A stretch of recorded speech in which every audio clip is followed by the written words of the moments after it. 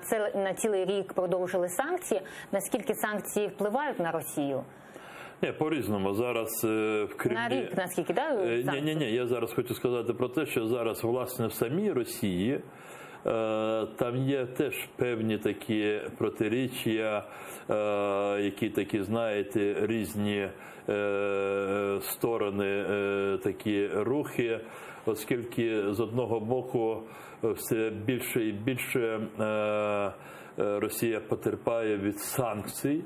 І дійсно вже в окремих місцях Росії з соціальних причин, з причин екології або з причин якоїсь гуманітарних питань, будемо говорити, де там було в Єкатеринбурзі, чи залишати парк, чи будувати чергову церкву, якою російська влада покрила всю Росію, незважаючи, хто там живе, татари, башкіри чи удмурти.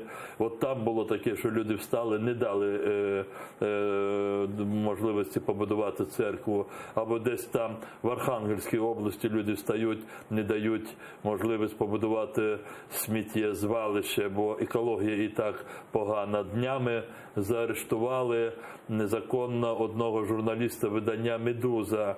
Йому підкинули наркотики, бо він такий, він такий розкривач, і піднялася ліберальна громадськість. Я зараз не ідеалізую російське суспільство, бо вони, коли їхніх якихось мірі так резонансно дискримінують, репресують, вони ще іноді здатні виходити на площі. Але коли вбивають кримських татар, коли заарештовують, цілі облави проводять, вони до цього ставляться дуже, знаєте, так індиферентно. Або там в Чечні, чи в Інгушетії щось відбувається недобре. Але все одно це говорить про те, що Путіну надалі все важче і важче тримати такий контроль тотальний. Плюс наприкінці цього місяця, червня, Парламентська асамблея Ради Європи прийме, на мій погляд, ганебне рішення і будуть відновлені повноваження Російської Федерації. Зараз українська дипломатія, наші партнери, деякі країни роблять все для того, щоб цього не допустити, але, здається, цього разу сил буде недостатньо, і російська делегація може відновити свої повноваження.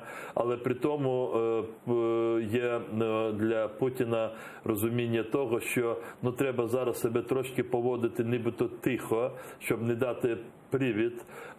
Ви абсолютно правильно сказали, Європарламент, її виконавчий орган, Єврокомісія, вони продлили на рік санкції за Крим. Тобто, нібито ще такого відкату немає від ізолювання Росії, але Росії в деяких напрямках вдається робити такі прориви. Але в той же час вона в своїй внутрішній політиці і не лише на своїй території, але в окупованому Криму вона проводить такі достатньо брутальні, дуже цинічні правопорушення, і вона намагається десь приховати їх, бо в деяких моментах вже Кремль не контролює, що роблять місцеві ФСБшники. Це не є виправдання ФСБшникам. Кремль надає їм той алгоритм, якою працюють ці каральні органи. Але іноді Кремлю, можливо, потрібно день-два, скажімо так, трошки притихнути, а потім ще гірше зробити репресії. Але там на місцях не дуже, скажімо, за цим слідкують.